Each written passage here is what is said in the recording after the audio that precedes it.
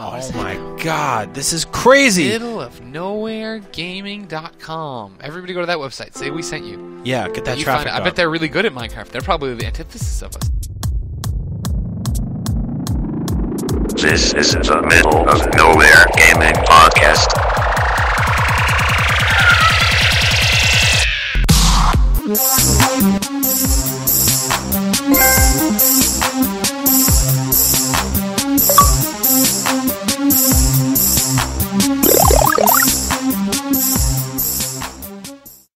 Welcome into episode 83 of the Middle of Nowhere Gaming Podcast. I am your host, Courtney Osborne, and today I am joined by the Nintendo Ninja.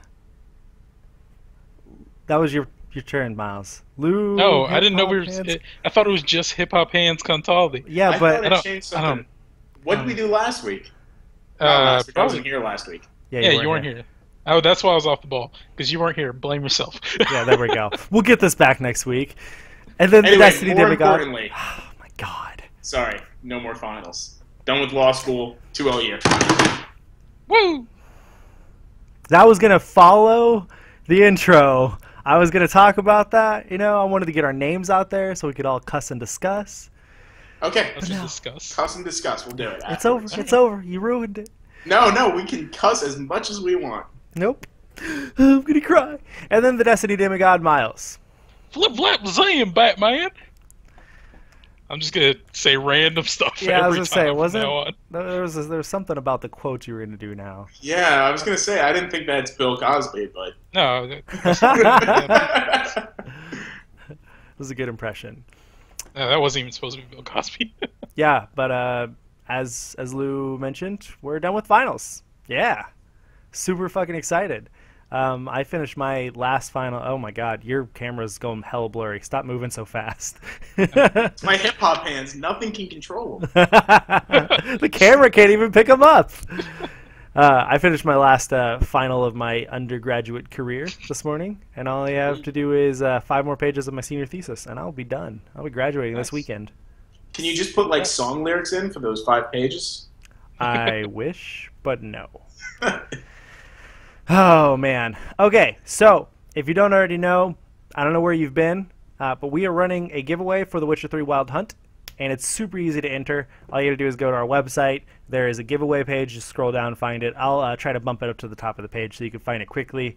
There are 10 different ways, I believe, that you can enter into the giveaway. Things like our Facebook, follow us on Twitter, all that good stuff. We've already got a bunch of entries, and thank you, everybody, for entering. There's one more week left to enter it. The winner will be, or we'll stop taking entries at midnight next Monday night, so right when The Witcher comes out.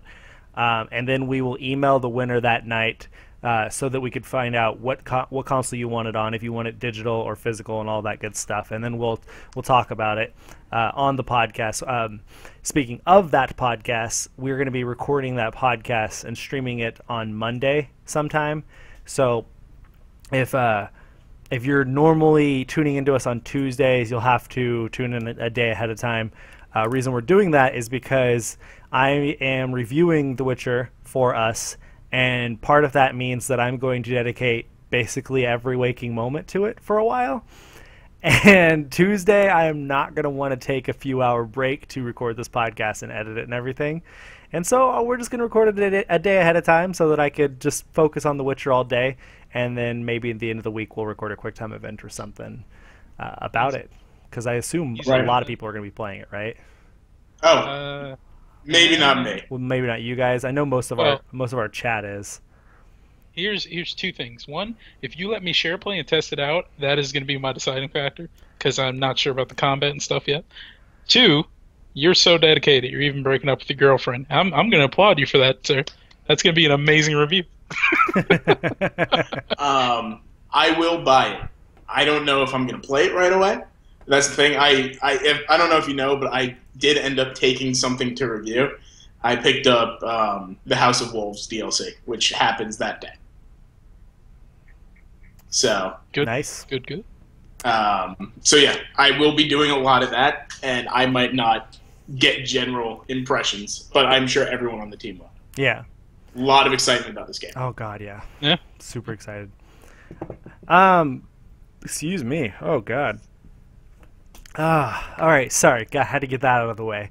Normally, we stream the podcast around 2:45 p.m. Central Standard Time or 3 o'clock on twitch.tv/MongPlays.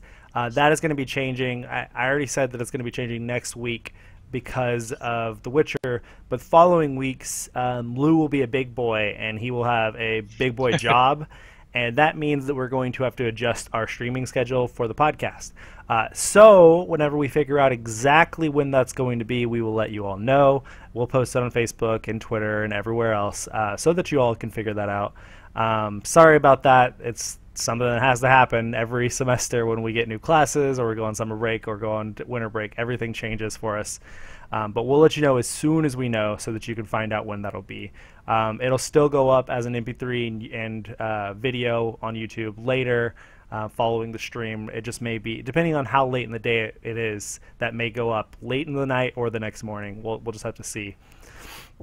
Other than that, again, if you know any friends who might be interested in our podcast, if they're interested in games or interested in just watching our sexy-ass faces all day, you should share this with them. Share the stream, share our YouTube, share our RSS feed where you can get the podcast, share it on iTunes, all that. Recommend it to everybody you want or everybody you know who might be interested, and we appreciate it a lot. We make money off of people being able to watch us and see us and things like that. And that money goes right back into paying for our website and giveaways. Mostly giveaways. Mostly giveaways.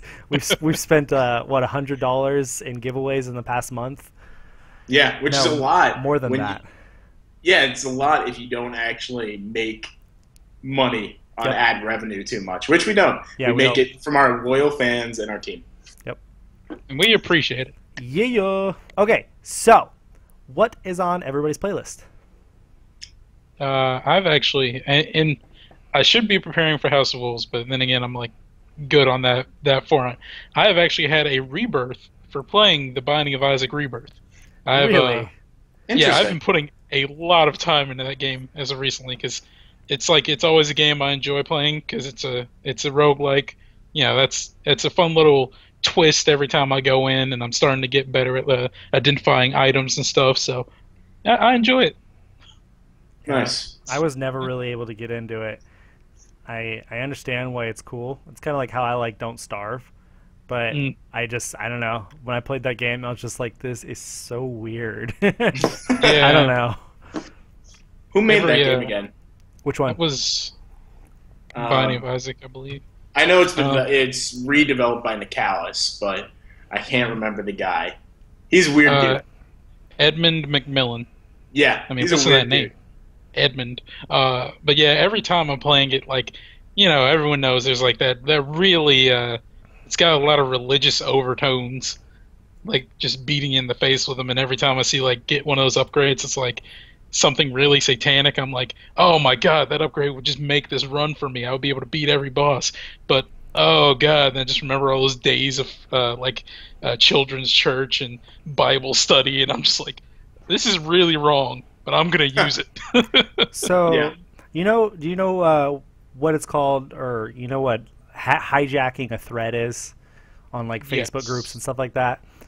I don't know if you could see this, but would you consider this hijacking a thread? I posted about our podcast going live, and somebody responds, awesome podcast, guys. I love listening to and discovering user-created playlist or podcasts. I have my own, and linked it.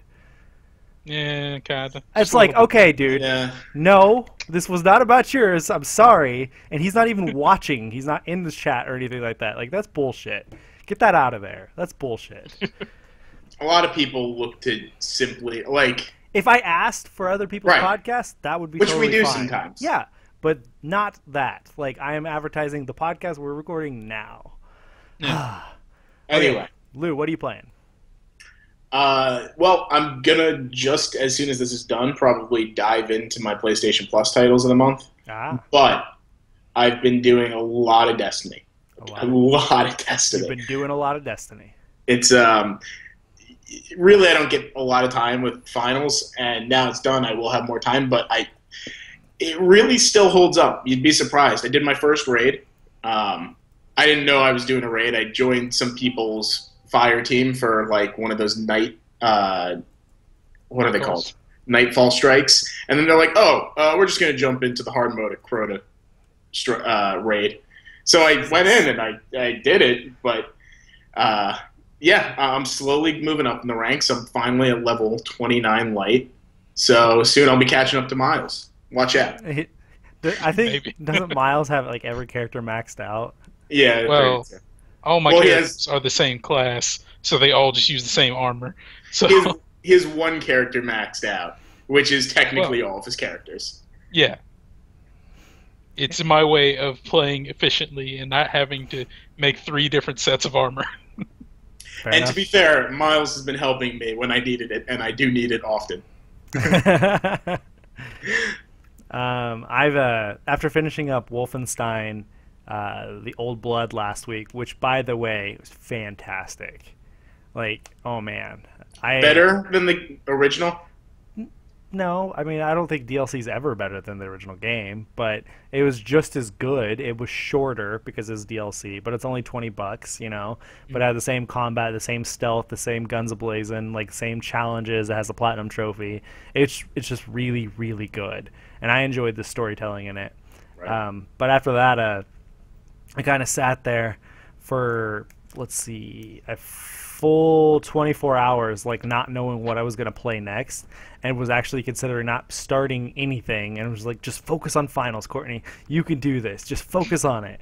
And then Friday night, or no, I think it was Saturday afternoon, the mailman came and dropped off my next GameFly game, which is Xenoblade Chronicles 3D. And I was like, I have to start this. Like, I need to jump into this. And so since then, I've put in like 10 hours so far, maybe. I just got to Colony 6 in that, so I don't think it's too far into the game. But man, I've been surprised at how good this is. Like, I didn't play it on Wii, completely missed it. I was planning on getting it someday for Wii and playing it. And so I'm playing it for the first time. Graphics are horrible, which is a given. You know, you expect that with a 3DS. But overall, the game and the storytelling, damn, like it's a gem so far. I'm really enjoying it. Right. I just hope I can finish it up by The Witcher. By next Monday night, I'm gonna put a lot of time into it this weekend. Now, I'm sure you told us already. I wasn't here last week. What was your final verdict on Fire Emblem? On Fire Emblem? Oh yeah, it was really good. I really enjoyed it. I didn't think that I was going to be good enough to strategize, you know, throughout the game or whatever to beat it, because most of those strategy type games I can't. And it was a breeze. Like, I was able to easily do it, grind it a lot and stuff. I really enjoyed the story. Had a few twists in there. It was really good game. I'm surprised it took me as long as it did to play it. You know, I mean, of course, I've only had a 3DS for what, 8 months, 7 months, something like that. So it's not like I've had it for years. But damn, it was good. Nice. Now, so we have the trivia question. We're back with the trivia question this week. Last week we didn't have it because Lou wasn't on the podcast, and we didn't want to do one without his answer or without his explanation. This week's trivia question at the top of the stream, if you're watching it on Twitch or if you're watching it on YouTube later, is what is your favorite PlayStation franchise? To which Lou says Infamous. Why? I really, really enjoy Infamous. Among other things, I really enjoyed the old comic booky kind of story, the superpowers. I think that all the characters have generally been very interesting. And it's just one of those games that feels like a comic book story, even though it technically isn't. And Sucker Punch always does a fantastic job with it. Yep. That's my whole reasoning. It's just a great game. Great series. Great franchise. Yeah. Miles. Yes. You said God of War. I did say Why do you like the Kratos screaming simulator so much? So I don't like it for Kratos. I'm not going to say I do, because let's be honest, he is like the world's most balled up, tension filled being of just anger. And however awesome his actions are, that's not really all that great. But the quote that I had for God of War 3, because that was the first one I played all the way through, skipped 1 and 2 because I'm such a big fan, was, "You'll never feel like more of a man than when you beat God of War 3." Just because that whole game is really just like testosterone and anger just mixed into one. Yep. And it's brutal and it's fun. The platforming is enjoyable. Even the puzzles were, albeit one of them was a little bit annoying, most of them were actually pretty fun. I normally hate puzzles. And just like, I don't know, like, I just, beating Hercules' face into a concave, like, angle was just like, I just like had to put down the controller. I'm just like, oh my god, this is so hardcore, and I'm still having fun. So it's like, it's just like, it's one of those games you can just sit back and just, just kind of zone out on, because it's like you're just gonna be beating people's faces in for the whole time. Yeah. Let's be honest. Tunde agrees with you in the chat. He said God of War was his favorite also. So you got one person. Thank you, Tunde. It's awesome being right, isn't it? Oh, it's debatable. I played the first 5 God of War games. There's so many. I automatically went to Assassin's Creed with that. I played the first 5 of them, so the first 3 games and the PSP games or whatever, all back to back to back to back to back. And by the time I was done, I was like, nope. No more God of War. I am sick of this shit. Like, I loved it at the beginning of it, but I just slowly grew to hate it as I kept playing the series. I never should have done that. I should not have played it like that. Like, I should have given him breaks, but whatever. Right. My favorite PlayStation franchise is Crash Bandicoot, and that is classic. Yeah, it's because it's one of the first games I can actually remember playing. And not only remember playing, but like remember really, really getting into. Like, I can remember Mario, I can remember Crash Bandicoot, and I can remember Cool Borders and Spyro. Oh my god. Those were the 4 games that I can remember playing in the 90s. There were other games, but like those ones I can actually remember like levels and things that I did in them, because that's how much I played them. And Crash Bandicoot was my favorite of those. Loved Crash Bandicoot. Loved all 3 of them. I didn't like Crash Team Racing. What? I wasn't really a racing fan. I didn't even like Mario Kart growing up. Like, I didn't like Mario Kart until like probably high school.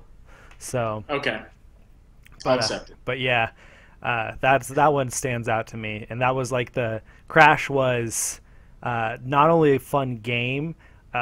He also was the PlayStation mascot, and he was in all those commercials. And so like you would see Crash everywhere. And so like he was my Mario growing up.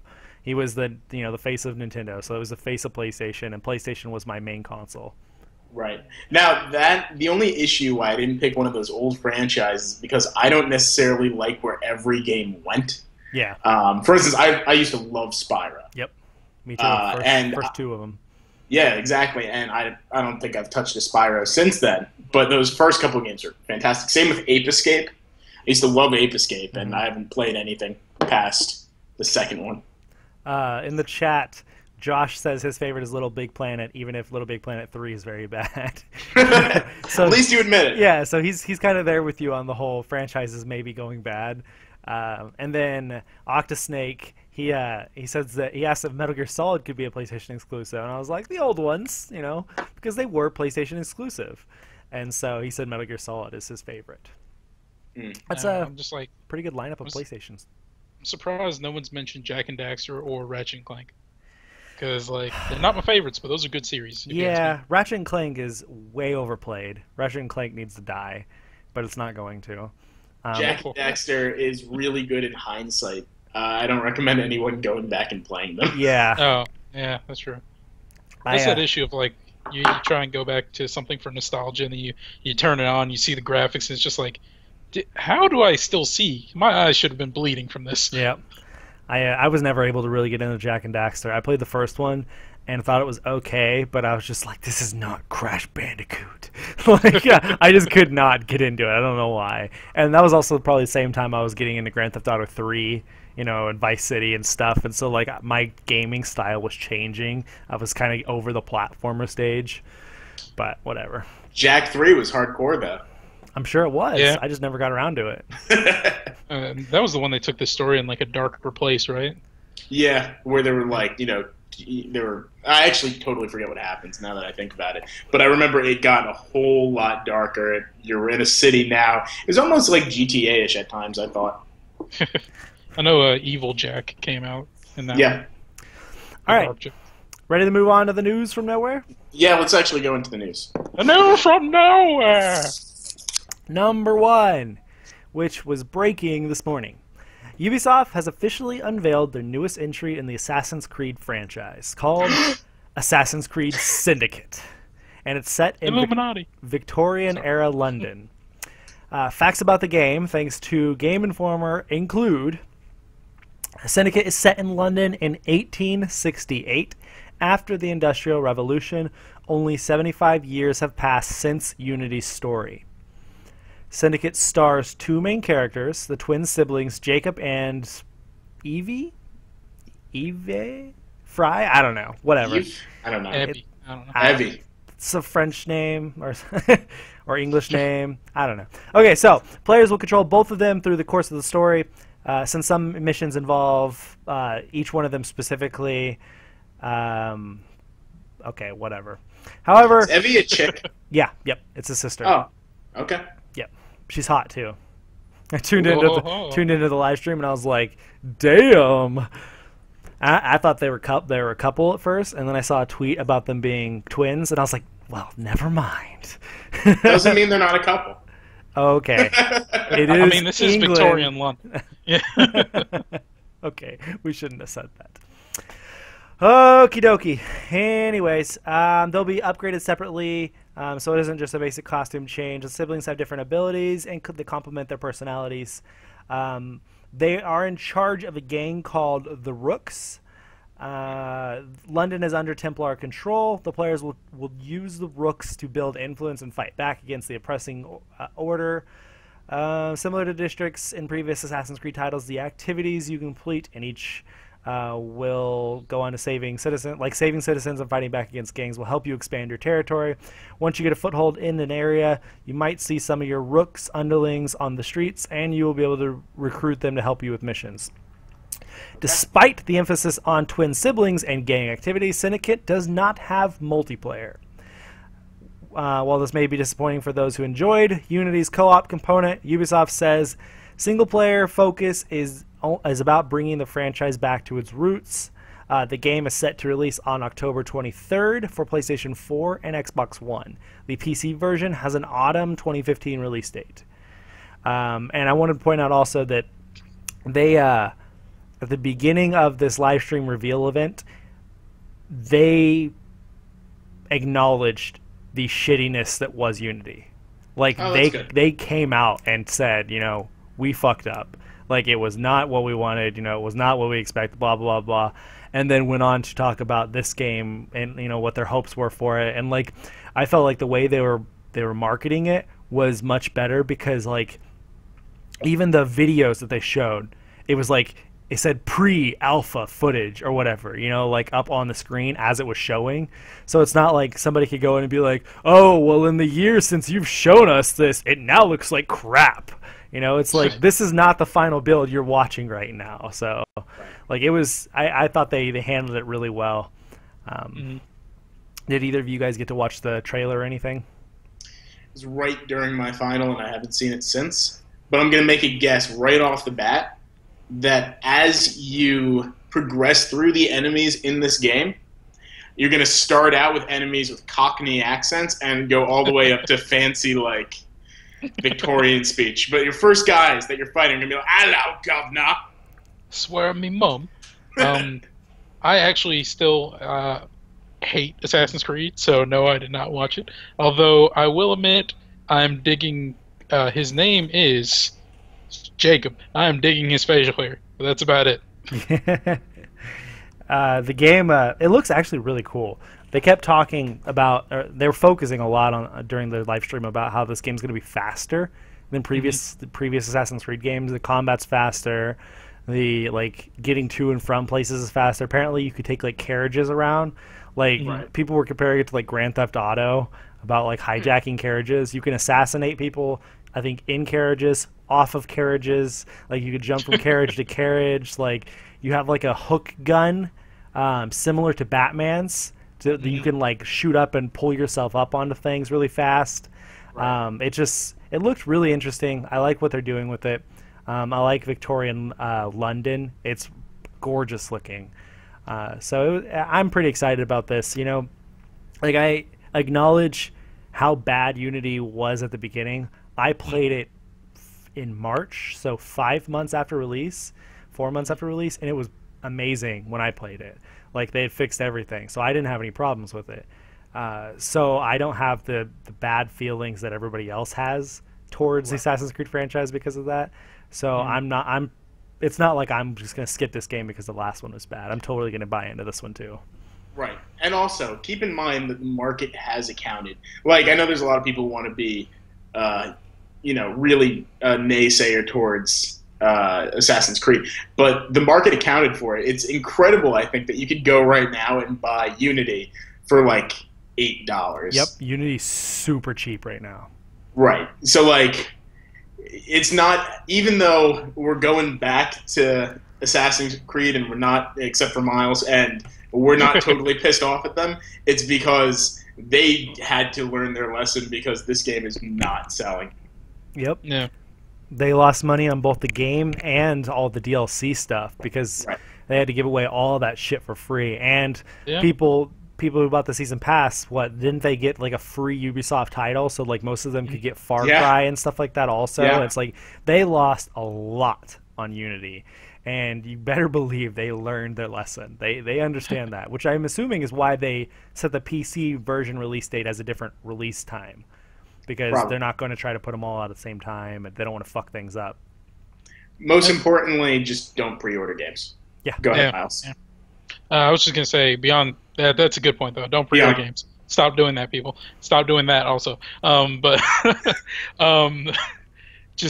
I feel like they're really dropping the ball, though, like not having multiplayer with that, that blatant, just like, this is a situation where you would most definitely have multiplayer in any other game with, like, siblings, and the game is focused on siblings, and siblings who are normally really close and tight-knit, and yet you can't play as both of them at the same time. That's kind of silly to me. But then again, I'm not their market. I'm not buying this game, so it doesn't matter what I have to say, I guess.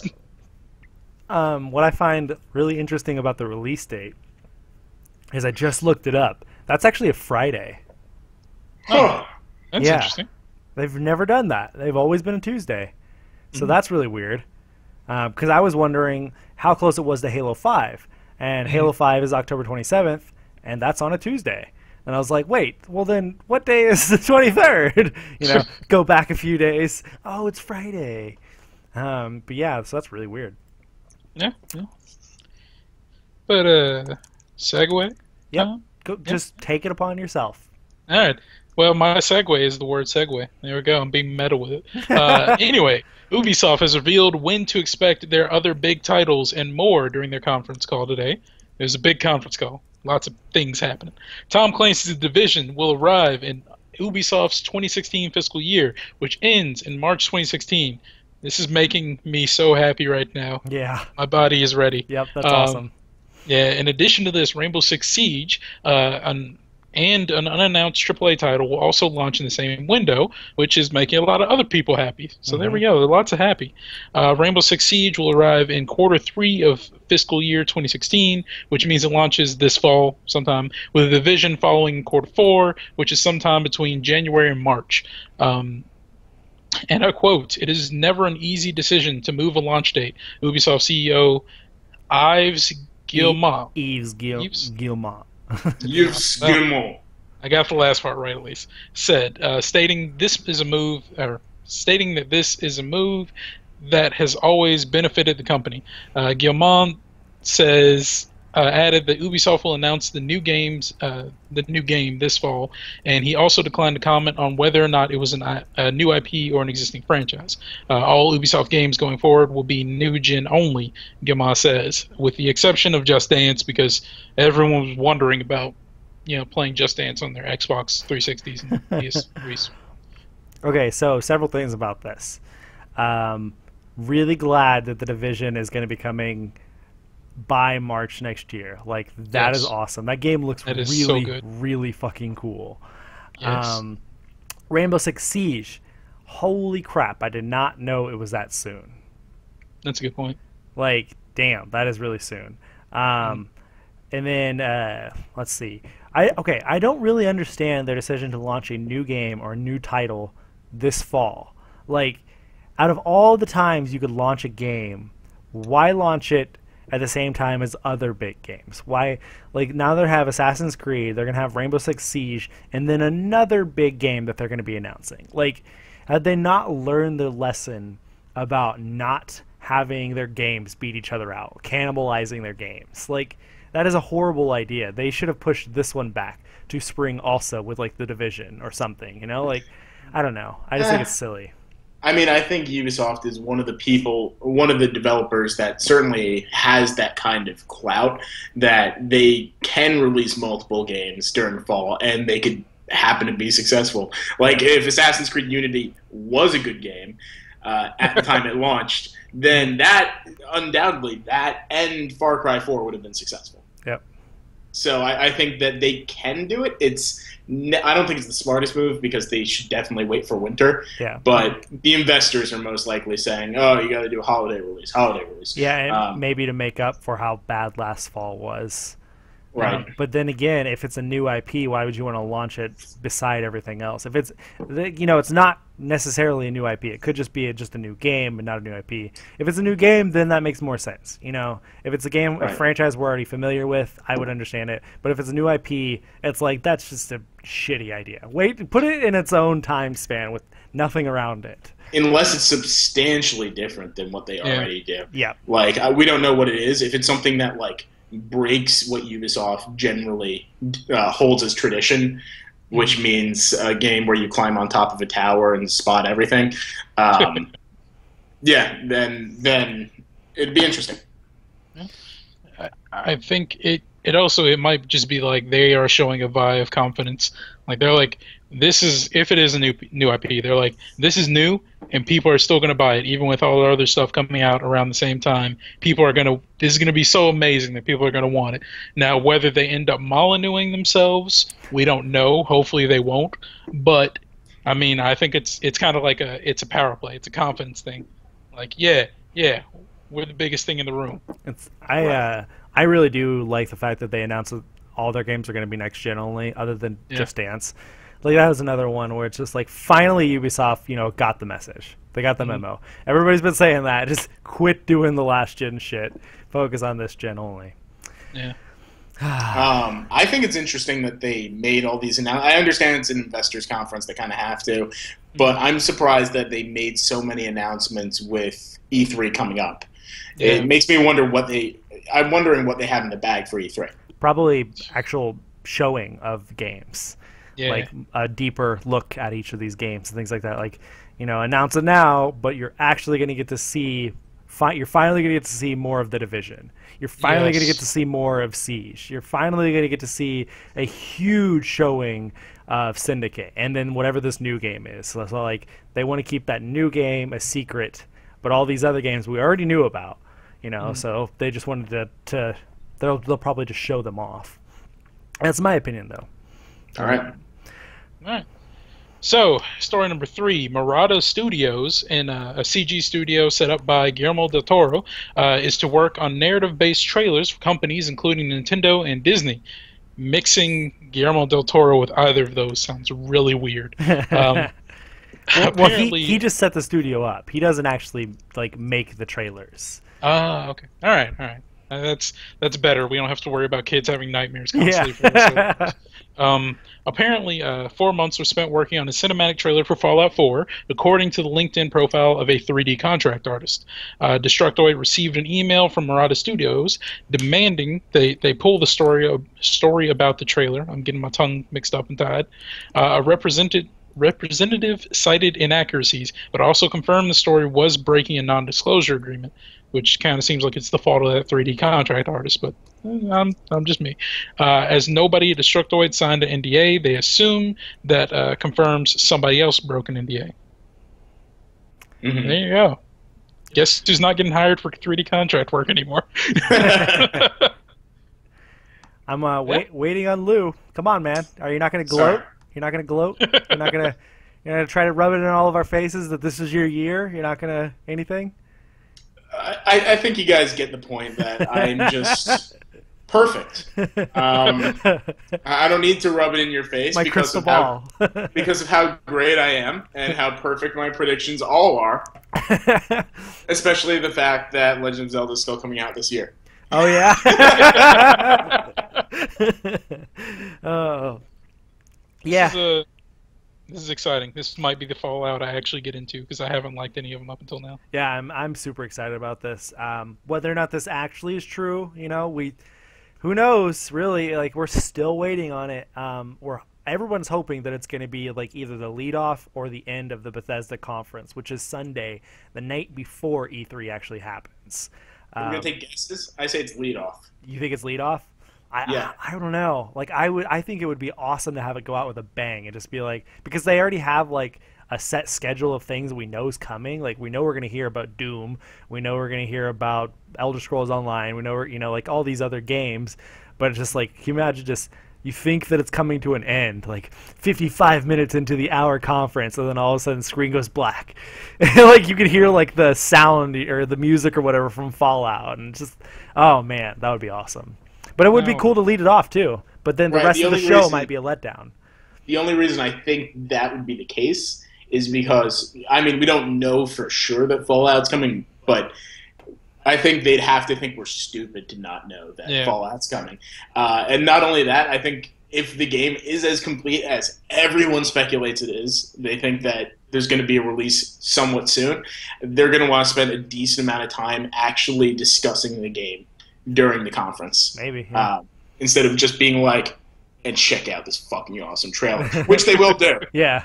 I think it would be great if that was their haymaker opening, trailer for Fallout, and then at the end of the trailer, releases today, right now. Oh, you can buy it God. this moment. Then the whole conference is an hour of gameplay, just to get people even more hyped. And at the very end, they just stone cold stunner the whole crowd with Elder Scrolls 6 Sky Super Rim. I don't know what the subtitle would be, but you get what I'm saying. Another location. Yeah. I would take my chair and throw it through the window. There's no reason why. I would just I don't know how I'd be able to handle everything. Oh man. I would like you to record that if you did that. I'm really looking forward to this. I'm hoping it happens. I'm hoping they announce it. I'm really curious about the idea, the theory that they will announce it and it will come out this fall. A few months after they announce it. They did it, of course, back in 2008 or 9 or whenever Fallout 3 came out. But it's like, do you think that they would continue doing the same thing with Fallout? Like, are they going to do that again this year, or are they going to be like, fall 2017 or 2016 or whatever? Because Skyrim, we knew about that way ahead of its release, I believe. Because I remember thinking about Skyrim for a long time and waiting for a long time before it finally came out. Right. I don't know. I think they have the goodwill enough that they could certainly even launch it beforehand. I don't think they would wait a year for it. I think that's just too late for them. They have the game probably completed. I would say there's a lot of games coming out in fall, and I have no doubt in my mind that they could beat them all out. But it would be great if they're like, it's coming out this summer. Because nothing comes out in the summer, realistically. If Fallout were to come out in the summer, that would just be everyone's summer. Yeah. July release date, coming out next month. Like, I don't know, my God of War or Fallout 4. Yeah, exactly. Oh man, you know it's weird because we've said Fallout 4 so many times in the past 2 years that that actually feels like a title that's already been released. Like when I think about like numbered Fallout games, I'm like, wait, we've been saying Fallout 4 for so long. Like, where is it? You know, like, it's so weird, so weird. Announced on December 2010. I will assume that he's talking about Skyrim, which came out 11/11/11. Oh yeah, that makes I remember sense. that. That was a big day. I don't think we have another one of those this year, though, so who knows? A 15/15/15. We can make one. Yeah, just make a few new months just to make that happen. They have the money for it. The world begins moving on the Bethesda calendar. Courtney Airy, Miles Airy, and Lou Airy. Or Lou Ember. Yeah, it's got to be Lou Ember. Thanks for Mong. Thanks to Mong for giving us this idea. All right. So I'm guessing we're good to move on? Yep, go on. Yep. All right. So EA has laid out its release window plans for this year. July to September 2015 will be FIFA 16, Madden NFL 16, NHL 16 and Rory McIlroy. Rory McIlrory. McIlroy. I like that one. Rory McIlroy. Rory McIlroy PGA Tour. So, a few months of nothing, pretty much. December 2016 is NBA Live 16, Need for Speed, and Star Wars Battlefront, which are good months. Those are awesome. The Need for Speed one says Untitled next to it also, so it's like it does. We don't actually know what the Need for Speed title is. That's weird. Yeah, true. It's gonna be Need for Speed, Speed for Need. Speed for... I've got a Need for Speed. Right up with Rory McIlroy. And for January through March 2016, we're going to be seeing Mirror's Edge. I'm assuming that's 2. Yeah. Yep. Okay. And Plants vs Zombies, Untitled. So Plants vs Zombies, Zombies versus Plants. Just going to stay with that naming convention. Yeah. So the highlight here is Mirror's Edge. That didn't have a release window until now. Now it does. Mm-hmm. It's the first part of next year.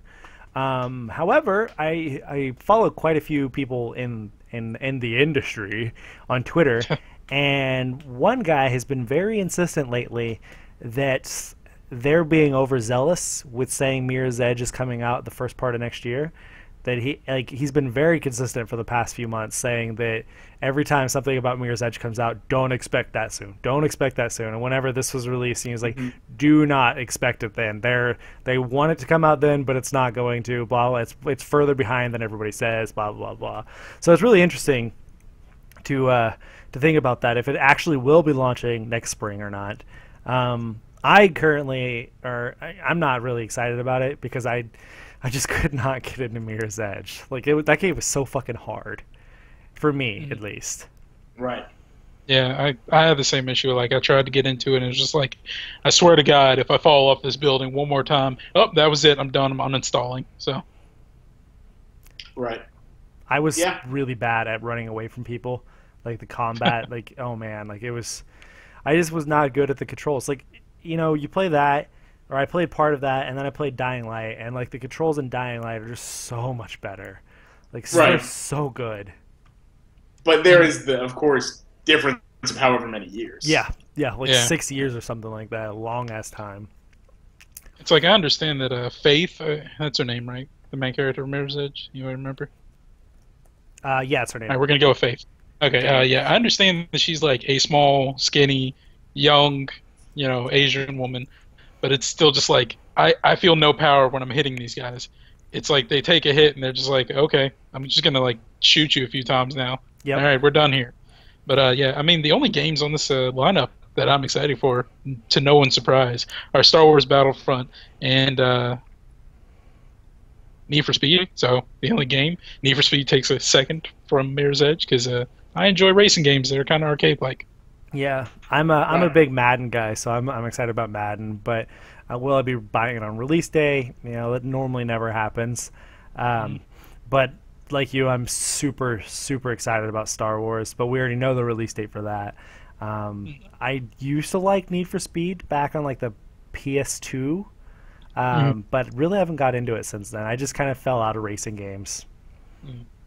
Yeah, like I wouldn't buy it day one, but like if it somehow ended up, well, it won't. If it somehow ended up as a PlayStation Plus title, like the one on Vita did, I would probably play it. Yeah.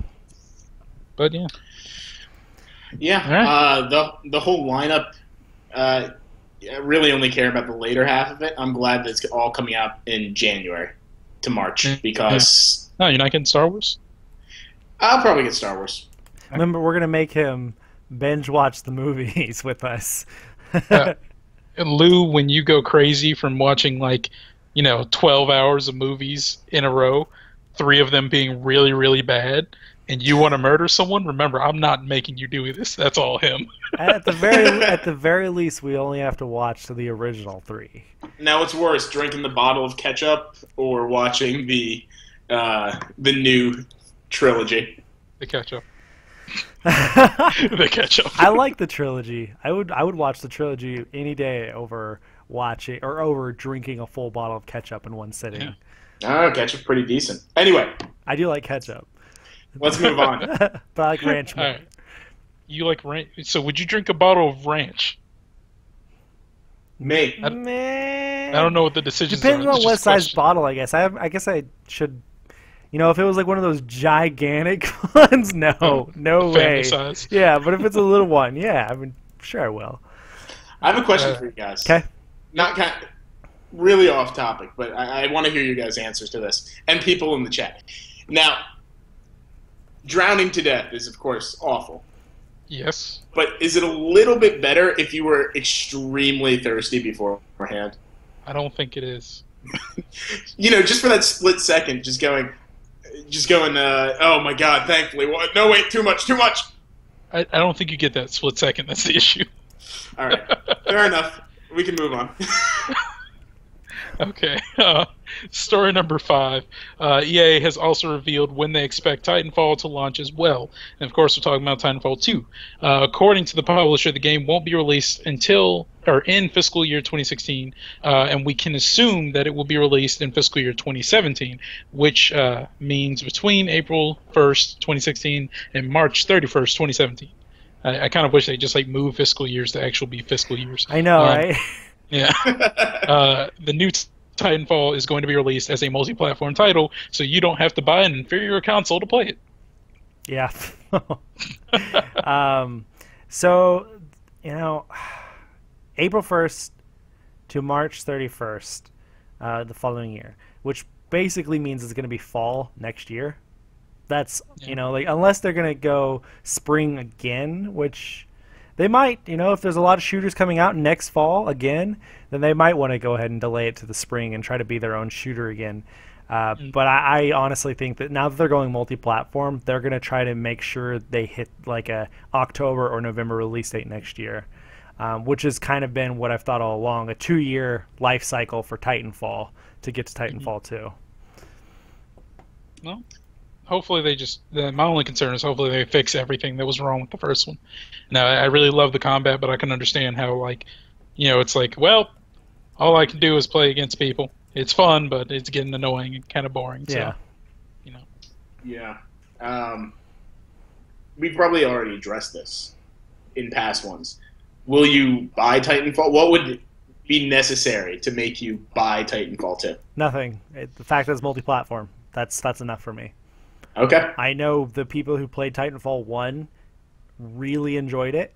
It just didn't have staying power, and it didn't have a very big economy. It didn't have a lot of people playing it. So it died quickly. Titanfall 2, going to be multi-platform. All the people who missed out on Titanfall 1 will now be able to play it. They'll have learned what their problems were. There may be a story this time. It's going to be better than Titanfall 1. And so that's all I need is the fact that it's going to be on PS4. Right. Okay. So, yeah, moving on. Speaking of launch windows, Oculus Rift now has a launch window of the consumer version. The consumer version of Oculus Rift is expected to begin shipping in Q1 2016, with pre-orders opening later this year, Oculus VR announced. The consumer model is based on the Crescent Bay prototype and builds upon a presence its presence, immersion, and comfort. It also features an improved tracking system that accommodates seated and standing experience, according to Oculus VR, along with updated ergonomics and a tweaked industrial design. So you're going to be getting an Oculus Rift next year? Do you know what? That's actually a really difficult call. I really want one. Don't get me wrong. But first, I want to see what exactly Sony has to tell me about Morpheus VR during the E3 press conference, because I think there is going to be Morpheus talk. I think there is too, which is probably going to be what they get slaughtered for. Every time they talk about Morpheus, everyone's like, oh, well, this is the shitty part of the conference. I'm turning it off. It's like, guys, they need your opinion on some of this shit. Quit saying it's bad. And I think people are saying it's bad because they've never personally done, and neither have, I can't judge it because I've never personally tried VR, but from everyone I've heard in the media who've tried it out, they've said they loved it. So I'd be interested to see what these people's reactions are and how they change. There's a good conversation going on in our chat. Peppy the Man asked, what game would you want to see with Oculus Rift? I quickly said Elder Scrolls Online. Octosnake said PT. No. Josh said Life Simulator. Steven said PT08. Josh said, I want Project Morpheus. Peppy said Roller Coaster Tycoon World with Oculus. And then Rock Chalk said Fallout for the Rift.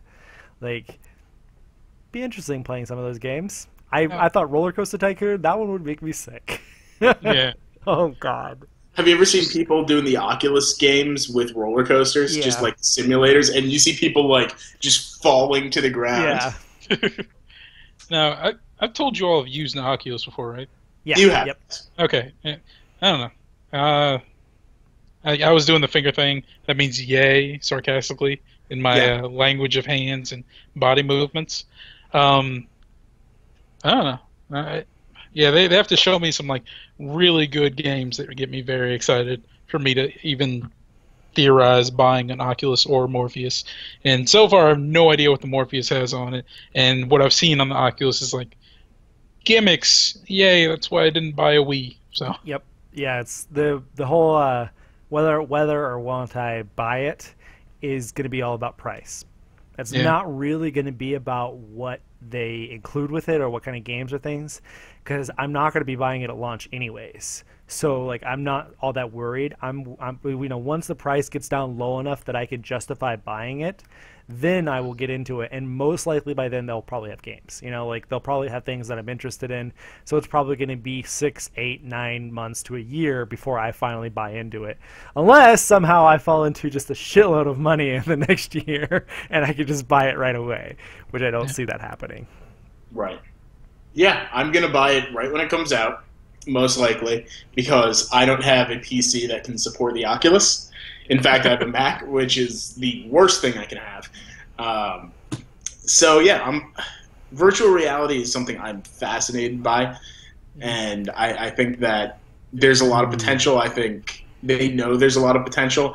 I just don't know what games yet. That's the thing. I would have said PT and Silent Hills, but that is never happening anymore. Mm-hmm. Rest in peace. I don't know which game. Can you imagine if they set up Skype or they set up some sort of video chat or something with Oculus that we would be able to stream the podcast in virtual reality?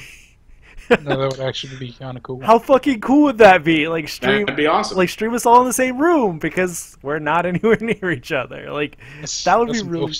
That's the idea of Facebook. Exactly. That's the Facebook idea. Yeah, it could be. Yeah, the whole connecting people from far away. You could be at your children's whatever. Blah blah blah. That would be fucking awesome, though. Just thought of that. Man, if that's available at launch, we might have to buy into that. GoFundMe. I need a freaking Oculus Rift, guys. Oh, man. Okay, so moving on. Irrational Games that is not dead. What is it? Was it Lou that always says that in this podcast? Dead, completely dead to the world. They're gone. Irrational Games is looking to hire a senior programmer to focus on artificial intelligence and gameplay. According to a job posting published on Gamasutra this week, Interested candidates with knowledge of Unreal Engine 3 and 4 will have an advantage. Irrational is also looking for those with 3 or more years of experience working with current generation AI. Skills with AI crop up several times in the listing, saying potential programmers will design, schedule, document, and develop AI behaviors and systems, which is why they should have extensive experience crafting AI for different game types. So, they're really going out there. Why'd they fire them? Why'd they fire their AI person? Maybe. Well, have you played BioShock? Have you played BioShock and seen their AI? I mean, that's a fair statement. I'm assuming they're going for like some really advanced artificial intelligence. Like, you know, I can't even think of a good example of a game that just has enemies that are really, really well programmed. Mm-hmm. Can you? I will admit, like, some people are probably going to call me stupid, but Destiny, sometimes those enemies are smart. Sometimes, like when you're on the higher levels difficulty stuff, yeah, I've noticed that they will like consistently try and flank me. It doesn't work normally because I'm prepared, but they will try and like group up and have like 3 of them will rush me from the front, and then like 2 of them will go through another room and try and get behind me. I'm just like, I know what you're doing, and it's scary, but it's not going to work. But yeah, I what is it? Ken Levine came out last year and was talking about his plans for the future, some really interesting ideas about how narrative should play out and things like that. And so I'm really curious if this game, since it is a smaller dev team, is it going to be a big scale game, or is it going to be, much smaller scale, something littler like, some of the littler titles that have come out lately for like $15. Gone Home, except like something like that. Something that's probably 3 to 5 hours long, and looks pretty, but they don't have to put a shitload of money into it because it doesn't take very long.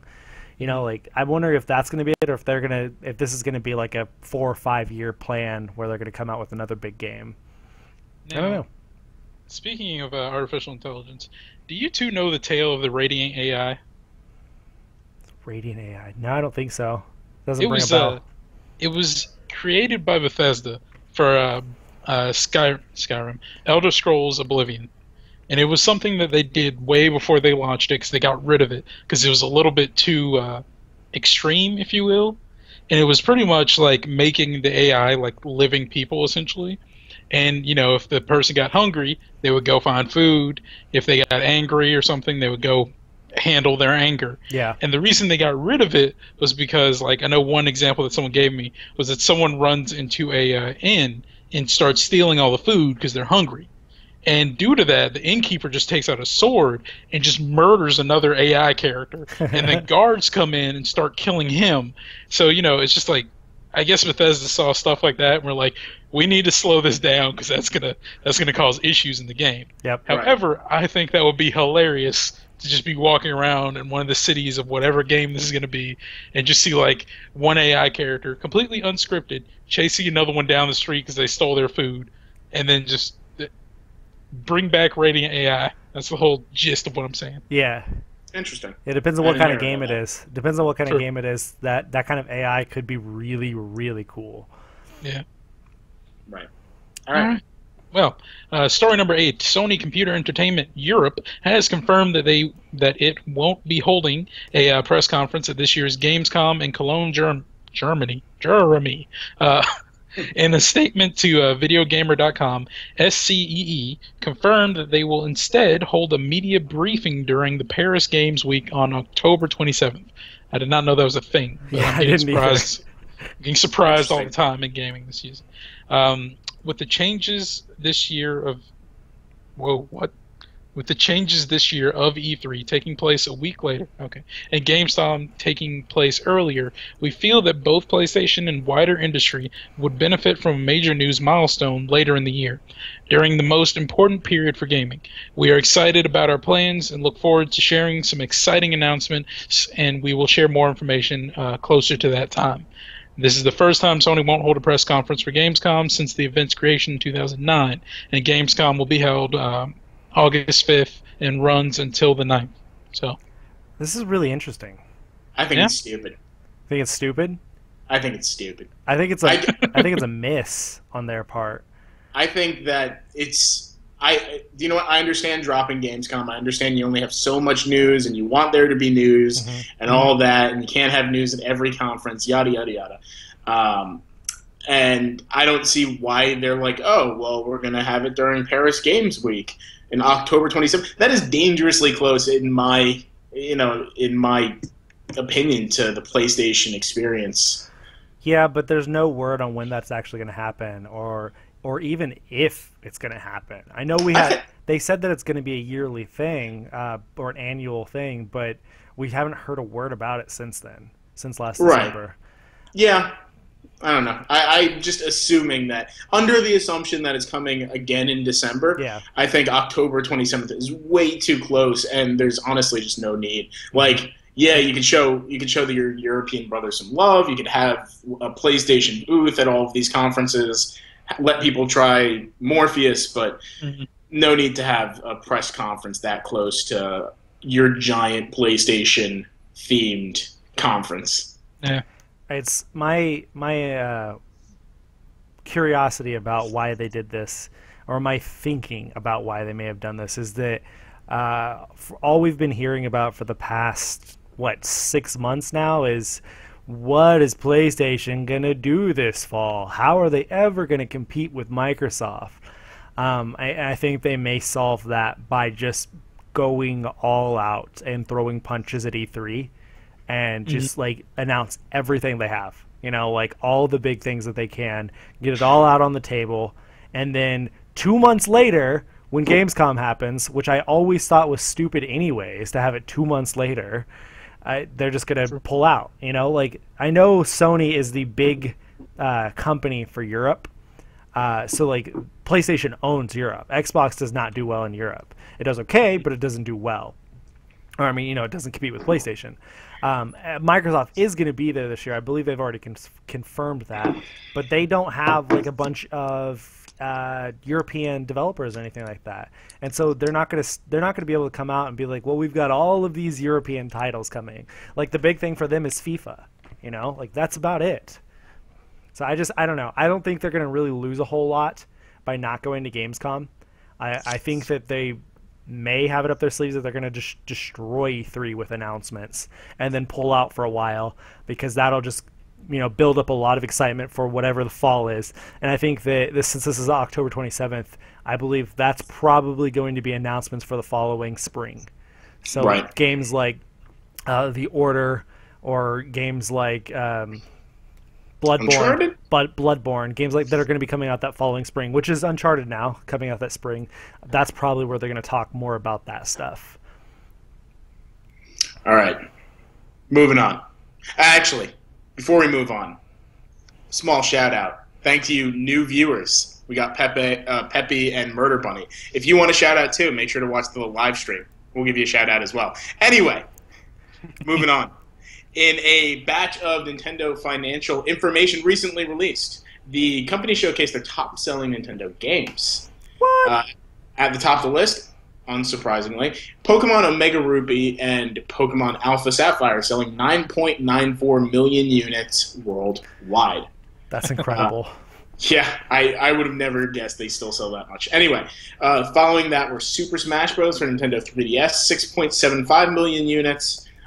Smash Bros. For Wii U, 3.75 million units. And Mario Kart 8 at 5.1 million units sold to date. It is also worth mentioning that The Legend of Zelda Majora's Mask has also performed well, selling 2.03 million copies since its 3DS release in February? Maybe? I forget.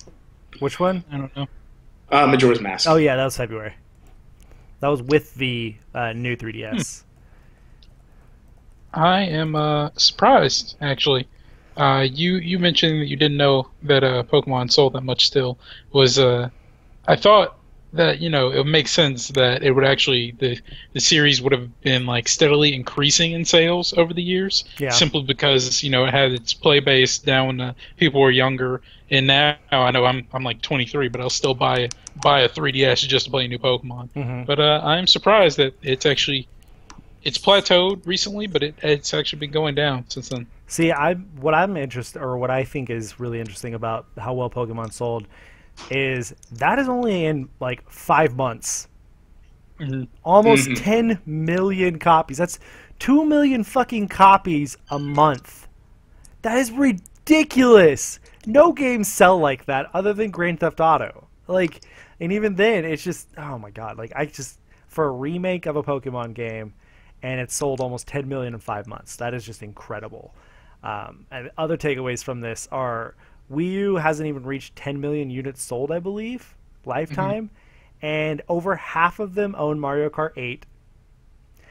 Yeah. And almost 40% of them own Super Smash Bros. Like, that's a really good attach rate for those games. I'm surprised that Smash Bros isn't higher, honestly. Right. Well, a lot of people bought it for 3DS and don't feel the need to upgrade, I'm sure, which is a misstep. But, I think this is strong numbers for Nintendo as far as strong numbers go. And while it's strong numbers, they still need to make a good showing at their digital E3 conference. True. They're, what are they called? Oh, it's Nintendo Direct, but I thought it, like, the Treehouse event and stuff like that. Yeah, during E3, it's not necessarily called the Direct. I think it was like their E3 digital event. Yeah, something really weird. Because I hated when we wrote stories on it last year, how we had to keep correcting stories about that. Where they'd say, announce at their E3 press conference. It's like, no, it's not their E3 press conference. Right. I had to say that full name every time. But yeah.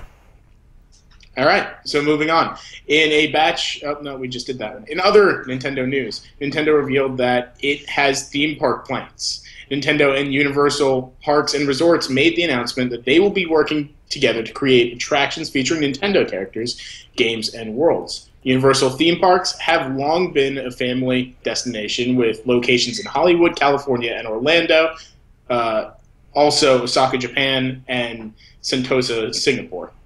Nintendo has a long history of beloved characters on both consoles and handhelds, which have been a part of many families over the years. More details will be announced in the future, and of course, this isn't Universal's first foray into geeky, nerdy things. Of course, over in Orlando, they have Harry Potter World. Yep. They do all the Marvel stuff. They do Simpsons, which is its own fandom. They do it all very well. As someone who's went there and experienced it all. And over in Japan, they do Monster Hunter stuff and Attack on Titan stuff and like Resident Evil things. It's not completely new to them to have these video game stuff. What do you guys think? Japan stuff is so much cooler than ours. Yeah, but, right. Now, when this gets up and coming, if I can go there and throw little balls of unknown origin and metal at animals and catch them and take them home, I'll be happy. I think this is an awesome idea. Nintendo has so many properties, characters, like levels from games, things like that they can use for this kind of thing. That would be really, really fun. I would much rather go to something like this than random theme park X, that just has random games, random rides, stuff like that. Like, I would much rather ride a Pokemon ride or ride a F-Zero ride or something like that and get the Nintendo experience. Yeah, I think one of the best parts about this is Orlando, especially, very well known. A lot of these locations, very well known for their Disney presence. Disney is, of course, the biggest intellectual property holder ever. Especially with just recognizable characters. And I would think the only people that could possibly ever rival that is Nintendo. I mean, Mario is as recognizable now as many Disney characters. So, I don't know what this means for Universal. Whenever I go to Orlando, I typically think I got to go to Disney World. Mm-hmm. If they bring Nintendo characters, I'm going to have to say I need to go to Universal. Yep. Do you think it's going to be called Nintendo Land? based off They the should. game. They should. Yeah. That'd be cool. Let's say they do put in, which they said they do. It's a freaking press release. But they're putting in these rides. What ride would you like to be put in? See, that what was just said in the chat from Rock Chalk, real life Mario Kart. Like, that'd be cool. Oh my god! Like real life Mario Kart, where you can actually, like go karts or whatever, like set up like the actual carts, and some sort of other way to make it look like Mario Kart, like set up the tracks similar to them, and be able to actually do like some sort of combat in a way. Like, I'm thinking like a big screen which you can see through, but it'll project almost things happening. Like you'll see boxes even though they aren't actually there. You'll see shooting out green shells and whatnot. Yeah, but how could you do that? That's the part I'm wondering. I wonder how they would be able to like shoot out green shells. Like if it was like real kart, you know, like, because I'm imagining like almost go-kart, like a go-kart track. Like how would you be able to shoot something at somebody to mess them up? Right. Yeah, that's what I'm saying. Like a virtual. Yeah. Almost. But that wouldn't be fun. That'd be like playing Mario Kart, you know? Yeah. Like, what were you gonna say, Mario?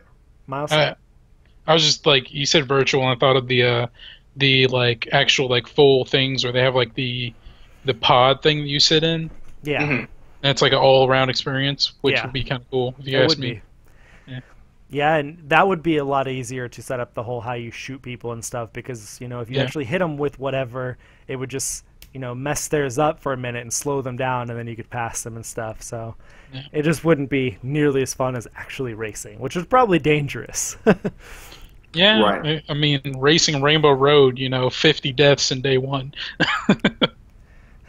Blue Shell auto breaks carts. Let me think. If I had to pick something, maybe have you guys ever been to Disney? No. Yeah. Yes. You went to Orlando? Yeah. Do you remember the Buzz Lightyear ride? Yes. It's one where it's like an arcade shooting ride. You're in something that goes around. You got to do lasers and stuff like that.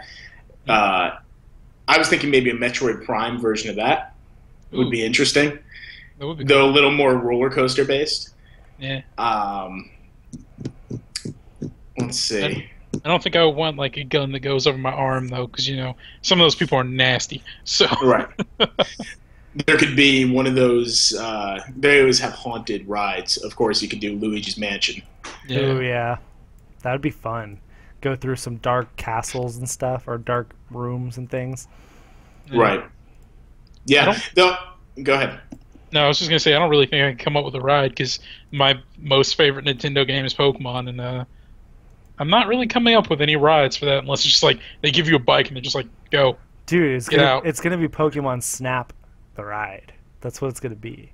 You know it sounds awesome and horrible at the same time. Going slow and being able to take pictures of Pokemon. And then you get to take the pictures home with you. Man. Can I throw apples at them? There you go. Have people dressed up like Pokemon throwing apples at them. Just beaming the heads of apples. I'm going to recruit all of the pitchers I know, big league pitchers. Come beam them. Okay, we've exhausted this topic. Go on. All right. Topic number 11. Koji Igarashi. Yes? Close enough. Sure. Go on. Has announced the spiritual successor to Castlevania. For the uninformed, Koji Igarashi was the man who directed Castlevania Symphony of the Night, which is one of the games that led to the Metroidvania genre. He left Konami last year and has announced that what his new project will be. It's called Bloodstained, Ritual of the Night, and is very heavily inspired by Castlevania. It will feature similar combat and exploration, and will have a crafting system. The game centers on a cursed orphan named Miriam, who makes her way through a castle. A 2017 release date is expected and will launch on PlayStation 4, Xbox One, and PC. The game is being funded through Kickstarter. We have a link somewhere in here. About 4 hours after the page went live, the game hit its goal, like Yooka-Laylee, and the funding will continue for another 32 hours. If the money continues to flow this much, Bloodstained may end up another Yooka-Laylee. Right now it's at $1.5 million. Holy shit. Yep. Yeah, it looks pretty cool. I'm I didn't play the old Castlevania games. I've only played the newer ones, the reboot, and I liked that. I'm sure. What's the reboot? What do you consider the reboot? the 3D ones. Yeah, the newest, the PS3 versions. I'm sorry. Have you actually played it, or did you play the old ones and just don't like it? No, I played. It's okay. For me, even the old ones aren't the good ones in my opinion. It's the Game Boy Advance and the DS ones, which were really the best. And I think a lot of people agree on that too. Though most people will probably say Symphony of the Night is the best. I was gonna say I don't think you're right. But even then, I mean the Game Boy Advance ones are just reformulations of the Symphony of the Night formula, just adding more features and more characters and stuff. So it looks pretty cool. Did you watch the trailer for it yet? I'm looking through everything now, and I'm about to fund it. All by yourself? All by myself. Let's see what they're top. Miles, take command and say something louder. Wait, take my what? Take command. You keep mumbling things, and Lou and I keep cutting you off. Oh, well, is that better? Yeah, what were you saying? I was just going to say, like, I was a big fan of the originals. Those are the ones that I really enjoyed. And I'm not going to say that the new ones are bad, but I was kind of sad to see them going in that direction. Yeah. Simply because, like, you know, platforming, 2D platforming, that's bread and butter right there. That's the stuff that you can do wrong, but if you're intelligent, you don't. And I think, you know, Mr. Igarashi is very intelligent because he kind of pulled a, oh, God, the dude who made Mega Man. Inafune? Yeah. Inafune. He pulled an Inafune. And he's just like, well, I don't know if it was the same issue of like, well, you're not going to make my game anymore. You're not going to make it like how I want it to be, and just left. And I mean, that seems to be working out for developers these days. He's just like, I'm sorry, guys. I'm going to do my own thing, and it'll get funded in like 40 minutes. And then I know I was watching another podcast, and they mentioned that might not be a good thing. Like, these games are getting like millions more than what they actually needed, because then it might end up being like a issue like Broken Age, I think that's the game, had, where it's like they got all this money, so it's like, well, you blew all of our extended fund goals. I forgot what they're actually called, stretch goals out of the water. Yeah, it's like you blew those out of the water, and we want you to like feel like you gave us 10 million and we used 10 million. See, so my problem with that argument, which I've thought about too, is that what's to say a game like Grand Theft Auto, which has profited like what, 40 million times over now? You know, like it has made so goddamn much money, more than it took to develop that game. They're not apologizing, you know, like they're not like, I feel like if you're funding this game, you're just buying it. You know, right? So like anything they make more than their stretch goals, their last stretch goals, that's just more money for them because they made a good game and encouragement to make a sequel or make another good game after it. Like I don't feel like that's a good mentality to have, is to feel like now we need to add something or people will hate us if we don't. I think I understand your logic. It's just I feel like since it's a Kickstarter, you know, people are giving you money before it's done. So like with GTA, yeah, it would make no sense for them to apologize because they're like, we made this product, you got what we were finished making, and that's what you spent all your money on. Yep. So you knew what you were getting into essentially. With this, it's like people are just throwing money at them. It's like, we're not done yet. So it's like people might complain and be like, well, we gave you 10 million and this is what we got. You weren't even done with it yet. It's not like you couldn't add more things in. And you know this is the internet, so people are going to think like that because people are douchebags. Douchebags. Yeah. But I mean, this, from the looks of it, this game is going to be amazing, just like all the old ones, and I'm going to be happy. And I'm not going to pay these $10,000 funding pledges. I think it's interesting that he's trying to coin his own word. Egovania, gothic exploration game focus, action platformer designed by one of the godfathers of the genre. Yep. Did you see the $10,000 pledge? Yeah, you get to have dinner with him at a horror-themed restaurant. That's awesome. I just mean the word Egoventure. Egoventure. And then you get a bunch of other things, but yeah. Now, see, as cool as this game sounds and looks, I may not end up getting it because I'm not a Castlevania fan, or original Castlevania fan. But based off the story and what you started to bring up a minute ago about Inafune, I really do find it interesting that these Japanese developers who are so famous for their original series that they started, everybody latched onto, and have gone off lately, they've all left their companies, because it's not even just these two. It's also Shinji Mikami, who's known for Resident Evil. He left as well, and then he made The Evil Within last year, which is basically Resident Evil. And it's just like, all these Japanese developers are just like, you know what? Fuck you to their old companies, because these old companies are trying to control them. You know, like, man, and they're all doing so well now, because The Evil Within sold really well. It's looking like, what is it? Mighty Number 9 is going to sell really well. It's looking like this game is going to sell really well now. Like, it's just, they know what they want to make, and they know people want it. And it's so weird that these companies are telling them not to, that they can't do it. Right, and realistically, there's a giant market right now for these kind of Metroidvania games, because there's nothing. There's absolutely nothing. Yeah. Like, everyone who's ever bought one wants one at the moment, because we haven't gotten a proper... The last Castlevania game we got was that awful one. I know it's not by Ninja Theory. I just think it's Ninja Theory because they made a terrible Metroid game. But it was the one that came out on 3DS and was just terrible. So everyone wants a new, proper 2D game. Yeah. Alrighty, so another new game was announced. Studio Wildcard revealed their new game, Ark Survival Evolved. And oh my god, I don't think I've been like this excited about a new IP like from the second I saw a picture of it. Like, it was just a picture that I saw first, and then I watched the trailer, and oh my god, super excited. Okay, so the description for this game reads: as a man or woman stranded naked, freezing, and starving on the shores of a mysterious island called Ark, you must hunt, harvest resources, craft items, grow crops, research technologies, and build shelters to withstand the elements. Use your cunning and resources to kill or tame the Leviathan dinosaurs and other primeval creatures roaming the land, and team up with or prey on hundreds of other players to survive, dominate, and escape. Studio Wildcard is developing Ark in Unreal Engine 4 for Linux, Mac, PlayStation 4, PC, and Xbox One, as said in the press release.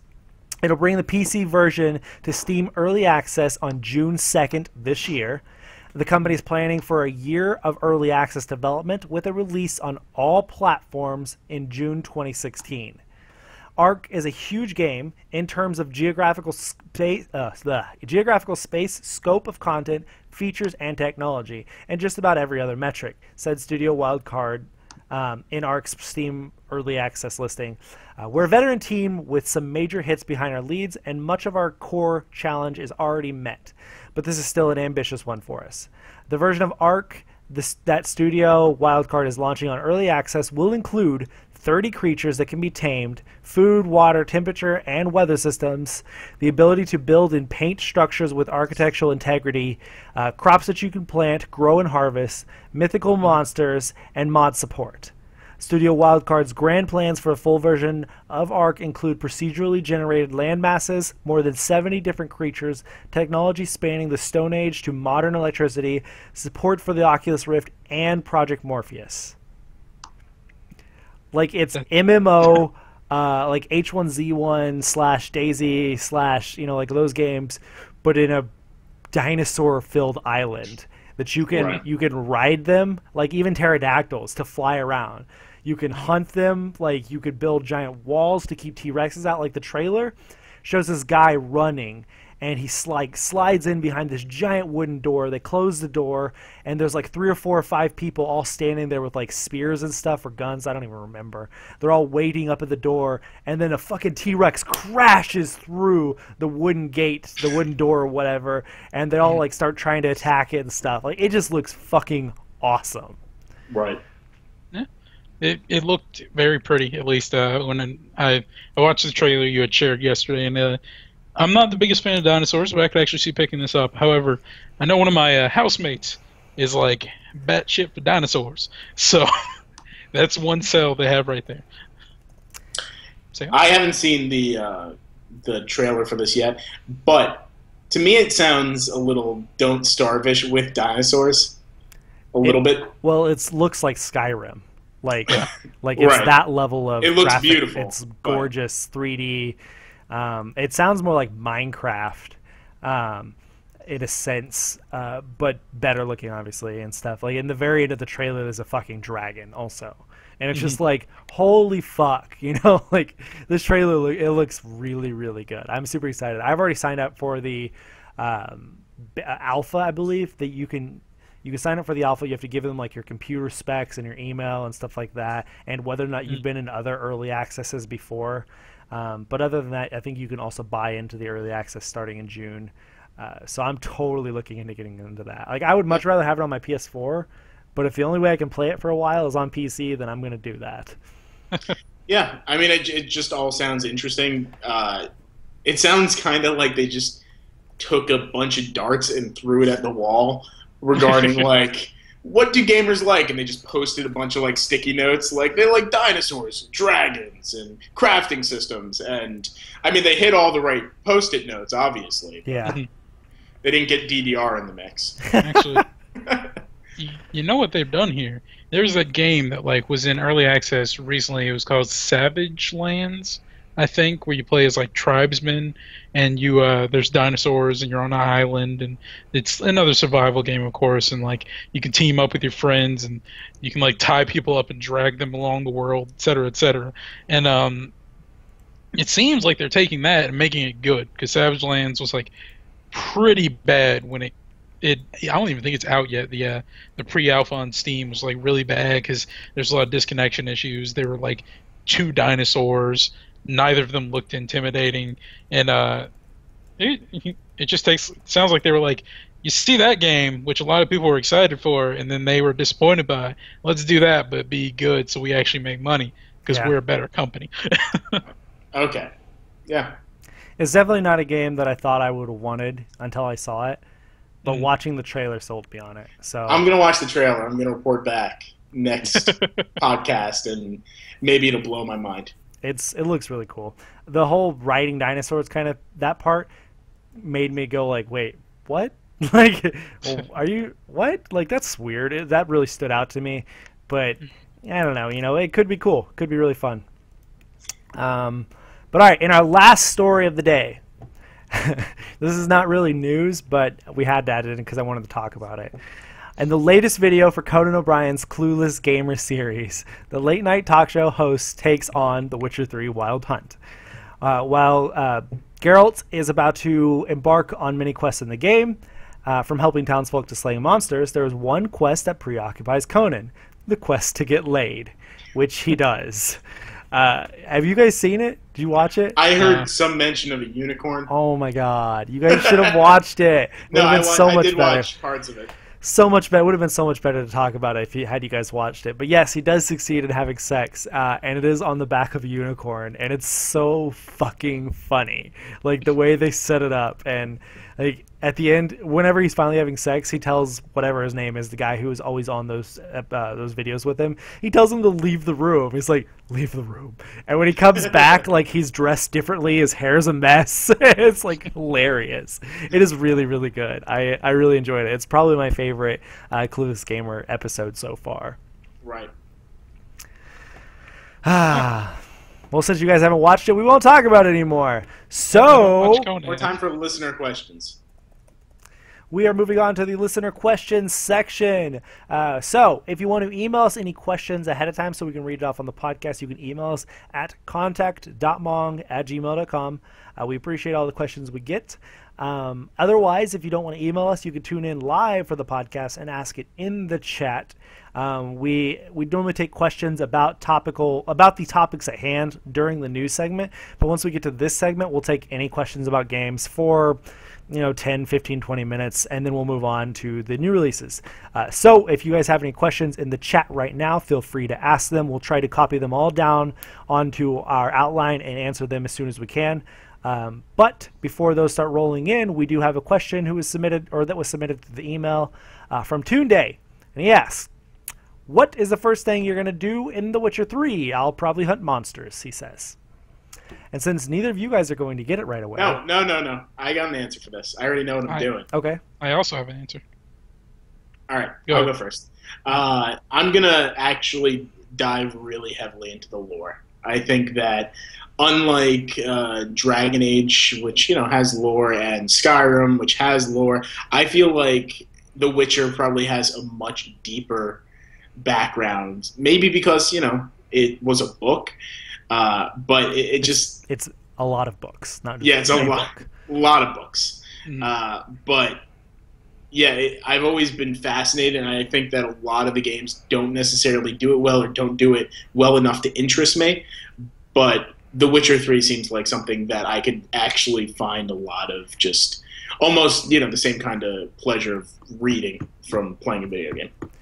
If you're going to jump into the lore, and because you're not going to be playing it right away, you're going to be playing Destiny, right? Yeah, I'll probably be playing it like a week later. I might still buy it, and I'll probably buy it and play it anyway. Well, I have no self-control. What I was going to say is, now that you have a little bit more free time, you should really look into getting the books. You can get them pretty cheap. You can even get the ebooks and stuff like that and read through them, because they're pretty quick reads because they're really good, and that'll give you a way better backstory on the lore, because then you'll understand it as you're playing the game. But yeah, so it is really good. I'm super excited. Miles, what were you gonna do? My answer was supposed to be funny, but it doesn't really work anymore because I didn't go first. But I was gonna say I'm gonna be killing what's his name, Skullus from the House of Wolves. So yeah, it kind of fell flat. It did. I blame you, Luke. Sorry. Oh my god. Don't worry about it. Don't worry about formatting, guys. It's okay. Okay. Oh, okay. First thing I'm gonna do in The Witcher is put it in my console. Install it. No. I'll probably play story stuff for a while. Is long as until they really open it up, and because I feel like I may want to play a few hours of story in case you unlock an ability, or you need to unlock be able to use an item. You have to go to something to do that. I normally do that in big games like that. So Dragon Age, I played story for a while. Even once I first was opened up into the hinterlands, I did story stuff into hinterlands, and then started to explore. Once I felt like I was, I had all of the tutorial stuff and I knew what I was going to be doing. So I'll probably do story stuff for a few hours. And that's objectively the best way to play, especially in Dragon Age, I think. Yeah. Not focus too much on the side quests. Oh, definitely. Yeah. I still like the side quests though, and they're good. Apparently, the side quests are really good in this game too. The stories and stuff about it. I hear there's fetch quests and stuff, but that's in every game. You can't get mad at that unless it's only fetch quests, Right. But other than, I don't know. So that's pretty much what I'm gonna do. Like Fantasy Life. Fetch Quest Simulator. Yeah, it's Fetch Quest Simulator. That's definitely what it is. But it's a charming Fetch Quest Simulator. Right. Moving on, question from Josh. He asks, what is your favorite flavor of video game? Blue. Blurpleberry. I think ours are too close. JRPG? Yeah, if we're talking about genre, I don't have one. I'm a variety gamer. Okay, so somebody read the next question then. Oh, okay. What are your opinions about Roller Coaster Tycoon World? Could it be any good? I didn't know it existed, so I don't have an opinion. I don't like those games at all. I love those games, so I think there's a good chance it can be good. I still haven't played Scream Ride yet, so that's my own fault. I've played a few hours of Scream Ride, and that was the closest I could probably ever get to liking it, and I didn't even enjoy it that much. It got really old really fast for me. Yeah, I think that I like the nitty-gritty of managing. I kind of like the Sims style of Roller Coaster Tycoon. That's the only Sims thing that I actually enjoy. It's because I can't go and run my own theme park, whereas I can go eat a bowl of cereal. And so, yeah, I think that it'll be good. I'm crossing my fingers on it. All right. Next question is from RockChalk4Life69. He says, do you think Goat Simulator will be good in VR, virtual reality? JK, just kidding. Well, they were just kidding when they announced it the first time, so therefore this question is very meta for the game. I think it'd be really weird. I don't know how I'd handle seeing my tongue go out and grab onto things and drag them around with me. That would be really, really weird. I would play it. I would totally look into playing that. You know, I've played it on Steam. I've played it as it is right now, and it was okay. You know, it didn't really hook me, but I think playing it in virtual reality would be a lot more fun. I don't know though. You know, like that's like saying Surgeon Simulator was going to be good, and it really wasn't.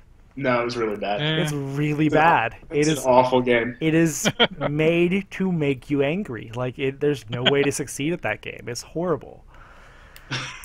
I watched the guy on YouTube do like the heart surgery in like 12 seconds. It was ridiculous. I made me want to like snap my computer in half. Anyway, next question from Octastake, our beautiful moderator. He says, "What game do you want to come back from the dead?" For me, I want Star Wars 1313 to come back. That's a good one. That is a very good pick. Yeah. For me, I want Silent Hills. Ah! Too soon! I want Gotcha Force. Gotcha Force. There you go. That's a good question. Crash Bandicoot? That's fair. Oh, Modern I'm 3D surprised we haven't seen platforming? it. Yeah, well, we haven't seen it because, Activision owns it, I think? Don't they own Spyro and Crash? Or, I don't know. One of those companies fucking owns the IP now. Stupid. But yeah. So the lesson we're learning is that their original creators just need to be like, screw you, Activision, we're going to go make our own game. Naughty Dog will never make another Crash Bandicoot game. That's never going to happen. As much as I would love to see another Crash Bandicoot game and Naughty Dog develop it because it would be good, they will never do another game like that. It's just, no. Nope. That's like people saying that they're going to do Jak and Daxter. It's never going to happen. They're never going back to that 3D platformer phase. It's not. It wasn't good to begin with. You just talked about how you like Jak and Daxter on this episode. I liked it at the time. I don't think I could go back. Next question, Josh asks, what book would you like to be made into a video game? I don't read enough books to be able to answer that.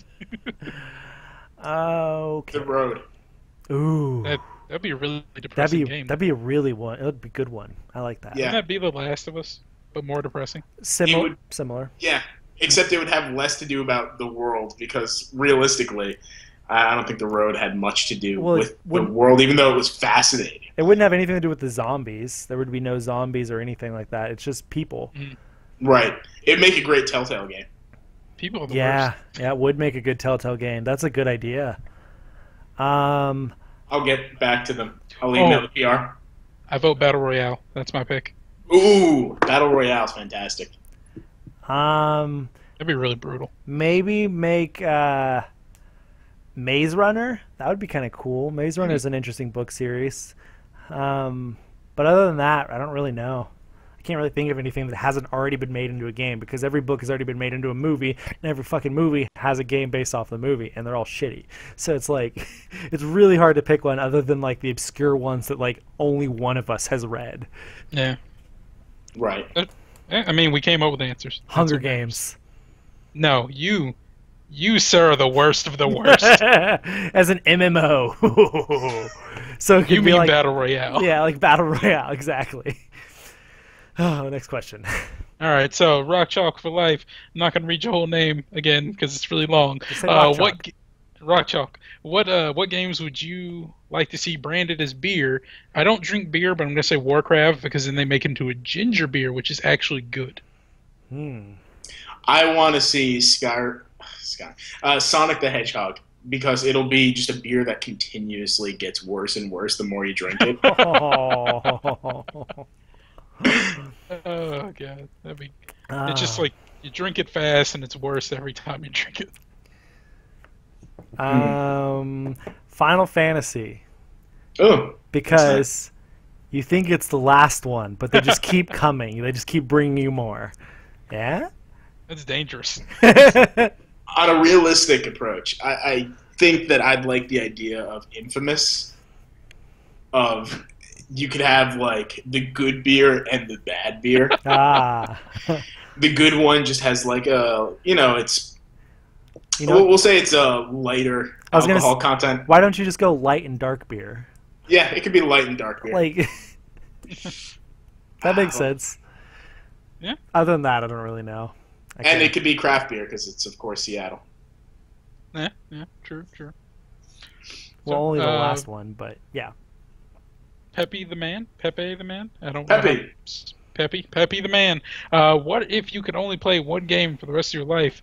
What would it be? I guess I would play Skyrim. That's not my answer, that's his answer. I would devote my life to lifting weights and becoming a jock because I would never take that decision. That's a good question.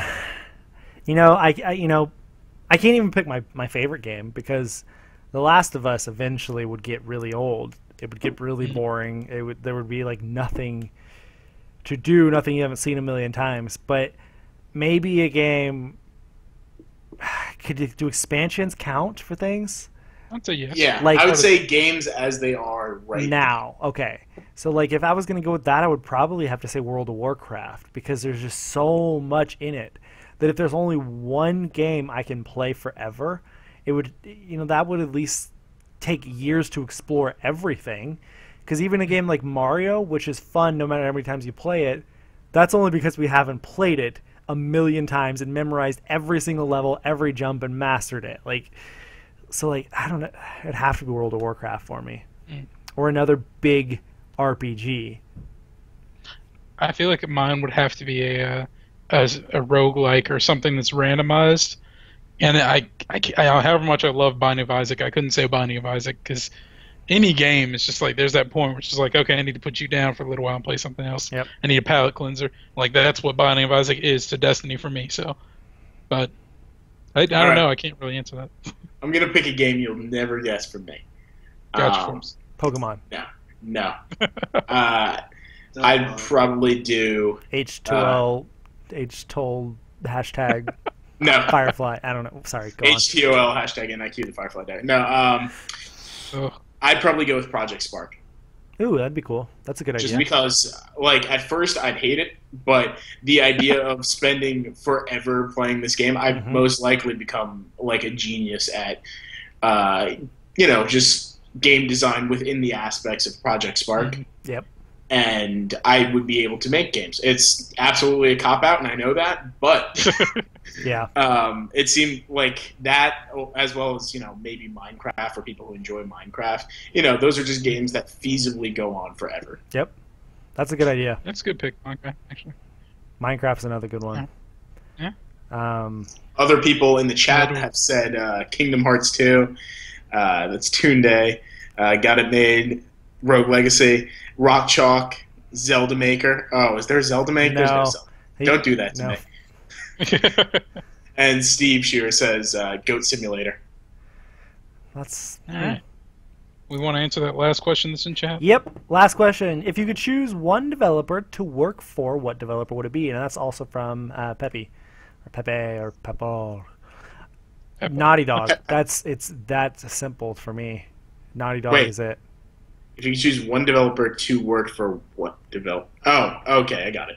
Never mind. To me, it's Naughty Dog. Naughty Dog's my favorite. I thought the question meant if you could choose a developer to work with another developer. Anyway. I'd choose Bungie. Bungie's a good one. Yeah, they seem like they have a great environment. Yeah. They listen to their fans. I appreciate that, Bungie. Yeah, seeing how what I'd be doing is most likely community management, I would most likely also say Bungie. Though I love Nintendo, it's very much Japanese-centric, and I do feel bad for a lot of the Treehouse people in America because they really have to follow the orders of what Nintendo of Japan says. Yep. So I would say either Bethesda or Bungie. Yeah, see, I honestly thought you were going to go with Nintendo. Because that's almost a cop-out also. because then you could be like, I can work on Mario and Zelda and Mario Kart and Super Smash. No, that's Bandai Namco for Super Smash Bros. But like, you could pick every Nintendo franchise, be like, I can work on all of them. But that's actually a really, really good reason why not to. I didn't think about that. Right. Those were good questions. We got some answers from the chat also for that same question. Steven says Rockstar North. Josh says Game Freak. Octosnake says wherever Kojima is going to work. Anywhere he wants, basically. Oh, yeah. Pretty much. God, he just might as well start his own thing like the other Japanese developers. That's another one we were talking about earlier. The Japanese developers are all leaving their companies. Kojima, motherfuck. I would work for Mong Game Studios from Rock Chalk. There we go. Middle of nowhere game studios. Double Fine. And Pep, yeah. Double Fine. Love Schaefer. Schaefer's really good. Yeah. Okay, so that wraps up the listener questions section. Thank you all for the great questions this week. Remember, if you want to send us a question ahead of time, you can email us, contact.mong@gmail.com. Otherwise, tune in for the live broadcast. That way you can ask it live. But we're moving into the game releases this week before we wrap up the episode. Out this week on PS4. There's a lot of them. More than normal. More than normal. All right, let's do this. Arcade Archives Double Dragon. Arcania The Complete Tale. Color Guardians, which is cross-buy. Final Fantasy X and X-2 HD Remaster. The Last of Us Left Behind Standalone. Lost Orbit. Nom Nom Galaxy, Project Cars, Schrodinger's Cat and the Raiders of the Lost Quark, Torin, and Ultratron. God, how many games was that? 1, 2, 3, 4, 5, 6, 7, 8, 9, 10, 11 games on PS4 this week. Holy fuck. And on PS3, we've got The Last of Us Left Behind Standalone, and then Ultratron, which, by the way, I forgot to mention, is a 3-way cross-buy. So as you can expect, it's also on Vita. Also out on Vita is Breach and Clear and Color Guardians. All right, the Xbox One list is looking really pathetic compared to PlayStation 4, but that's not my personal opinion. Project Cars, Air Mech Arena, Lifeless Planet, and Schrodinger's Cat and the Raiders of the Lost Quark. And for Xbox 360, why do you still have an Xbox 360? All right, for the Wii U, we got Nihil Umbra, Funk of the Titans, and Ultratron. For 3DS, Attack on Titan, Humanity in Chains, get it, and 3D Thunderblade. 3D Thunderblade. All right, for PC, you're looking at Lost Orbit, Racketeer, RKTCR. Learn how to use words, developers. Yeah, Torin, which I did not know was out this week. Lemma. Yep, Lemma, whatever. Ultimate Space Commando, Final Fantasy IV, the After Years. Home is Where One Starts. Not true. Hospital. Yeah. Well, I don't know. Some people doing those in-house births. Those weird people. Airport Firefighters, The Simulation. Airport Firefighters. Okay. Axiom Verge. Galactic Civilizations 3. Pavel Quest. Postal 2, Paradise Lost, which I was surprised to hear that's still getting DLC, and Broadsword, Age of Chivalry. Cool. So, favorite title this week? Mine? Schrodinger's Cat. Yep. Yeah, it's just a giveaway. Schrodinger's Cat. And the Raiders of the Lost Quark. That was hands down the best one. Schrodinger's Cat and the Raiders of the Lost Quark. We got a press email about it, too. I thought there was no way that was coming to... I didn't read through it. I thought it was like an indie Kickstarter game. Yep, me too. Oh man, that's awesome. That's our first ever unanimous vote for best title of the week. We should send them a tweet. We should. That's a good idea. Very good idea. Okay, so that wraps up episode 83 of the Middle of Nowhere Gaming Podcast. Thank you all for tuning in to the live stream. That was awesome. We had a lot of good conversations going on. God, we have like a few hundred messages in the chat this time. So it was a really good day. We normally record on Tuesdays and release on Tuesday nights. That's going to start changing. Next week we will be recording on Monday. Remember that. So we will tweet it out. We'll Facebook it out whenever we're going live on Monday afternoon/evening. We haven't really discussed it. And then after that, the schedule will likely be changing for the next several months because Lou's becoming a big boy. He's getting a big boy job, and so we'll have to At least till fall. We'll have to work around that for a while. So we'll announce our new schedule in the next 2 weeks, sometime whenever we figure it out. Then remember, you can email us at contact.mong@gmail.com if you have any questions for the podcast. If you have any suggestions for the podcast, if you want us to add something in, if you don't like something, any constructive feedback, anything you want to say. Like one week we got a full-on essay for Miles on love of Gotcha Force. That was awesome. That was really, really cool. Awesome. Really cool. That was. Then I appreciated it. we're on Twitter at mong.com, all spelled out, MONGDOTCOM. That's where all of the stories, all the podcasts, everything gets updated there. You'll see it when it goes live there. And then on YouTube, the podcast goes up on youtube.com/user/Mong Network. And then all of our Let's Plays and live streams goes up on youtube.com/C/Middle of Nowhere Gaming Plays. And then you can find us on Facebook, Tumblr, and Instagram by just searching for Middle of Nowhere Gaming. The website, of course, is middleofnowheregaming.com. That's where you can find all the latest news, editorials, reviews, podcasts, all that good stuff. And then we're all also on Twitter. I am at Osborne_2009. Lou is At Lou Contaldi. And Miles is Furious Milk. Thank you for joining me today, gentlemen, and we'll see you all again next week. Mong! Mong! Keep it milky, folks. Holding my arms up.